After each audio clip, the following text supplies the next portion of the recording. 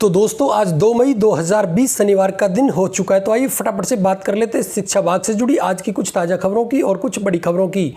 शिक्षक प्रहरी आवासीय योजना में पंजीकरण की अवधि 15 मई तक बढ़ाई। आपको बता दें लॉकडाउन के चलते हाउसिंग बोर्ड ने शिक्षक प्रहरी आवासीय योजना एवं राज्य सहायक कर्मचारी योजना में पंजीकरण कराने की अवधि को 15 मई तक बढ़ा दिया है। इन योजनाओं में आवेदन की अंतिम तिथि 30 अप्रैल थी। प्रतापनगर में विकसित की जाने वाली योजना में राज्य सहायक कर्मचारियों को 1056 फ्लैट उपलब्ध करवाए जाएंगे। वहीं आपको बता दें शिक्षकों व प्रहरियों के लिए कुल 576 फ्लैट होंगे। यह योजना स्ववित्त पोषित योजना के तहत डेवलप की जा रही है। शिक्षक व प्रहरी योजना में अब तक 588 लोग आवेदन रजिस्टर्ड करवा चुके हैं। गौरतलब है कि हाउसिंग बोर्ड ने पहले भी ईएमआई और अन्य बकाया राशि जमा कराने की छूट पहले ही दे दी थी। जयपुर के राष्ट्रीय संस्कृत संस्थान को केंद्रीय संस्कृत यूनिवर्सिटी का दर्जा।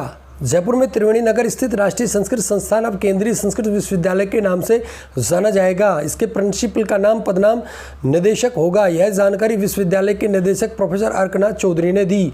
आपको बता दें यह भारत सरकार के राजपत्र केंद्रीय संस्कृत विश्वविद्यालय अधिनियम 2020 की अधिसूचना के तहत हुआ है।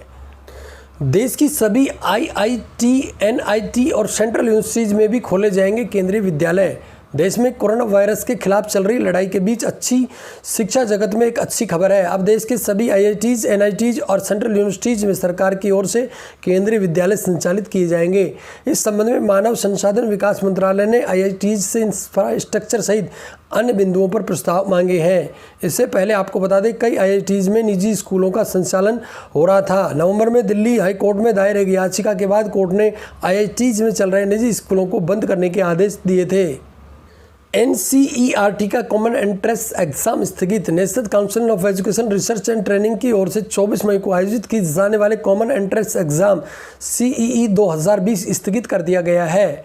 नई तारीख की घोषणा जल्द होगी। सीईई के लिए ऑनलाइन आवेदन की अंतिम तारीख 4 मई से बढ़ाकर अब 30 मई कर दी गई है। छात्रों को एनसीईआरटी के ऑफिशियल वेबसाइट के संपर्क में रहने की सलाह दी गई है।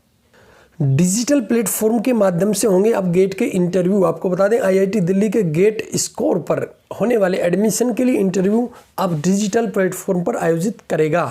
पीजी प्रोग्राम के लिए आवेदन की आखिरी तारीख बढ़ाकर अब 10 मई तक कर दी गई है। इंटरव्यू की प्रस्तावित तारीखें 18 मई से 17 जून तक रखी गई हैं।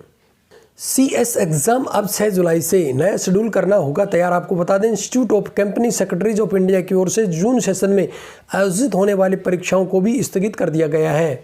अब ये परीक्षाएं जुलाई में होंगी। पहले CS foundation, CS professional program में पीएमक्यू की परीक्षा 1 से 10 जून तक होनी थी।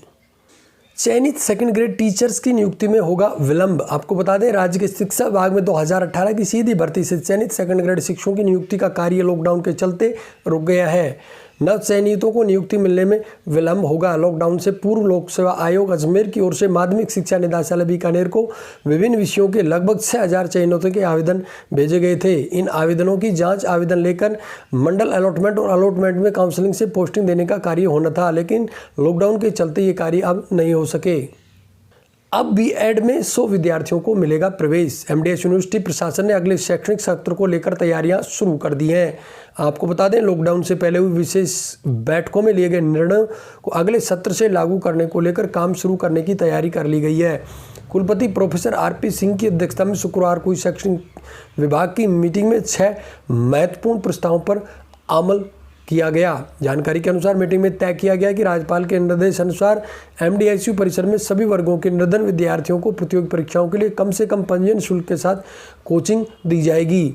मीटिंग में यह भी तय किया गया कि आगामी सत्र से यूनिवर्सिटी कैंपस में एसएफएस स्कीम के तहत नए कोर्स शुरू किए जाएंगे। शिक्षा मंत्री से शिक्षक पीडी मद में एक बजट साथी की मांग। राजस्थान शिक्षक और पंचायत राज कर्मचारी संघ जिला राजसमंद ने शिक्षा मंत्री को मिलकर पीडी मद में बजट और वेतन संबंधी समस्या का शीघ्र निस्तारण करने की मांग की है। अब स्कूलों में पढ़ाई जाएंगी एनसीईआरटी की किताबें। आपको बता दें माध्यमिक शिक्षा बोर्ड से संबद्ध स्कूलों में नए शिक्षण सत्र से एनसीईआरटी की किताबें पढ़ाई जाएंगी। फिलहाल कक्षा 6 से 9 और 11वीं में इसे लागू किया जाएगा। सरकार ने नए पाठ्यक्रम में राजस्थान अध्ययन विषय को भी जोड़ा है। इससे जिले के करीब 3 लाख विद्यार्थी प्रभावित होंगे। आपको बता दें 10वीं और 12वीं कक्षा का पाठ्यक्रम फिलहाल यथावत रहेगा। इनके पाठ्यक्रम को अगले वर्ष राज्य सरकार की तरफ से बदला जाएगा। 7000 शिक्षकों को रोजाना अभिभावकों को कर रहे होंगे 70,000 कॉल। स्माइल कार्यक्रम में शिक्षा विभाग के जिम्मेदारों की मनमानी, पहले से कोरोना में ड्यूटी पर लगे शिक्षकों को सौंपी नई जिम्मेदारी। आपको बता दें जिले में 7000 शिक्षक कार्यरत हैं। जैसलमेर जिले के डीओ ने एक फरमान जारी करके प्रतिदिन शिक्षकों को 10 से 10 अभिभावकों को कॉल कर स्माइल कार्यक्रम की फीडबैक लेने के संबंध में आदेश जारी किए हैं। CGL 2016 में काल्पनिक नाम पता लिखने पर 484 को UFM दिया था। कैट ने कहा था SSC पत्र लेखन से छात्रों की मानवीय भूल नहीं जांच रही है। हाई कोर्ट में कैट ने इन अभ्यर्थियों की UFM हटाकर पास करने के दिए थे निर्देश, लेकिन SSC ने इस गलती से नहीं लिया सबक। तो साथियों, ये थी आज शिक्षा विभाग से जुड़ी कुछ आज की बड़ी खबरें। शिक्षा विभाग से जुड़ी प्रत्येक अपडेट लगातार पाने के लिए बने रहिए आप हमारे चैनल के साथ में, और प्रत्येक अपडेट का नोटिफिकेशन आप तक पहुंचता रहे इसके लिए चैनल को सब्सक्राइब अवश्य कर लें। आज की वीडियो में साथियों बस इतना ही। नमस्कार।